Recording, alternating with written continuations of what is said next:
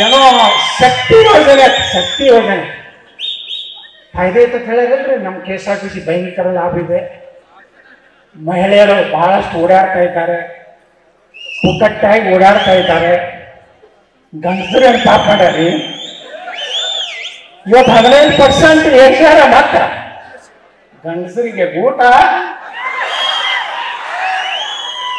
ನಮ್ಮ ಹೆಣ್ಮಕ್ಳಿಗೆ ಪಾಪ ಅವ್ರು 2 ದಿವಸ ಧರ್ಮಸ್ಥಳಕ್ಕೆ ಹೋಗ್ತಾರೆ. ಹೇಳ್ರಿ ನೋಡೋಣ, 2 ದಿವಸ ಸೌದತ್ತಿ ಎಲ್ಲವೂ ಹೋಗ್ತಾರೆ. ವರ್ಷ ದಿನ ಹೋಗ್ಲಕ್ಕೆ ಹಾಕೋತೇನ್ರಿ. ಒಂದು ಗಂಡಕ್ಕೆ ಅಡಿಗೆ ಮಾಡೋರು ಯಾರು? ಈ ಗಂಡನ ಬೇರೆ ಅಡಿಗೆ ಮಾಡೋದು ಕಲಿಬೇಕಾಗುತ್ತೆ. ಯಾಕಂದ್ರೆ ಪ್ರವಾಸಗಳು ಇರ್ತಾರೆ.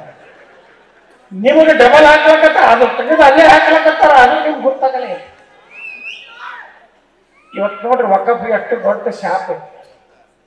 ನೀವು ಎಂದ್ರೆ ವಿಚಾರ ಮಾಡ್ರಿ, ಬರೀ 180 ಎಕರೆ ಕೂತೀರಿ ನೀವು ಕಂಪ್ನಿ ಒಳಗೆ. ಇನ್ನೊಂದು ಮುಖ ಗೊತ್ತಿಲ್ಲ ಅದ್ರದ್ದು.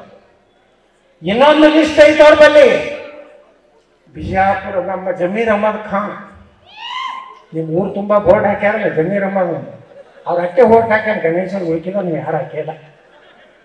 ಅವ್ರ ಅಟ್ಟೆ ಹಾಕ್ಯಾರ ಕಾಣುತ್ತದೆ. ಹೌದಲ್ಲ? ಹಮ್ ಬಿದರ್ಸೆ मैंने ಹೇಳಿದ ವಿಧಾನಸಭೆ हम बिदर से जाएंगे इंशाअल्लाह। अल्लाह अल्लाह अल्लाह। ये मुसलमानों का कब्रिस्तान हरा होना चाहिए, शैतान घबराना चाहिए।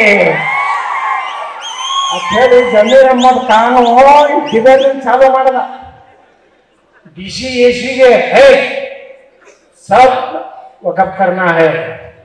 ಆ ಬಿದರ್ ಹಳಿ ಊರೇನೈತೆ, ಪಾಟೇಗೋಡಿ ಒಳಗಿನ ಊರ ಪೂರ್ತಿ ಒಕ್ಕಪ್ಪ. 8 ಎಕರೆ ಗುರ್ತೈತ್ರಿ ಬಿದರ್ ಜಿಲ್ಲಾದಾಗ, ಸಣ್ಣ ಜಿಲ್ಲಾ ಇಡೀ ಕರ್ನಾಟಕದಾಗ. 8 ಎಕರೆ 15,000 ಎಕರೆ ಒಕ್ಕಪ್ಪ.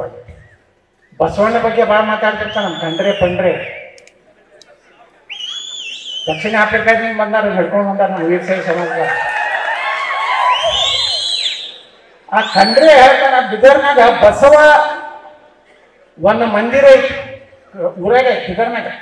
ಅದು ವಕಫ್ ಆಗೈತಿ. ಬಸವಣ್ಣ ನಾವೇನು ಅನುಭವ ಮಂಟಪ ನಡೆಸ್ತಿದ್ರ ಅಲ್ಲಂ ಪ್ರಭು ಅವರ ಒಂದು ಅಧ್ಯಕ್ಷತೆಯಲ್ಲಿ. ಅಲ್ಲಿ ಯಾವ ಪೀರ ದರ್ಗಾ ಐತಿ? ಪೀರ್ ಸಾಬ್ ದರ್ಗಾ ಐತಿ. ಅದ್ರ ಬಗ್ಗೆ ಯಾವನೂ ಮಾತಾಡೋದಿಲ್ಲ. ಅಲ್ಲಿ ದನ ಕಡಿತಾರೆ. ಎಲ್ಲಿ? ಅನುಭವ ಮಂಟಪದಾಗ.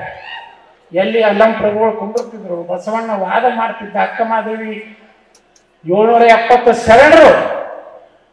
ಜಗತ್ತಿನ ಮೊದಲನೇ ಪಾರ್ಲಿಮೆಂಟ್, ಜಗತ್ತಿನಲ್ಲಿ ಪಾರ್ಲಿಮೆಂಟ್ ಆಫ್ ಸಿಸ್ಟಮ್ ತಂದಾರೆ ಯಾರು?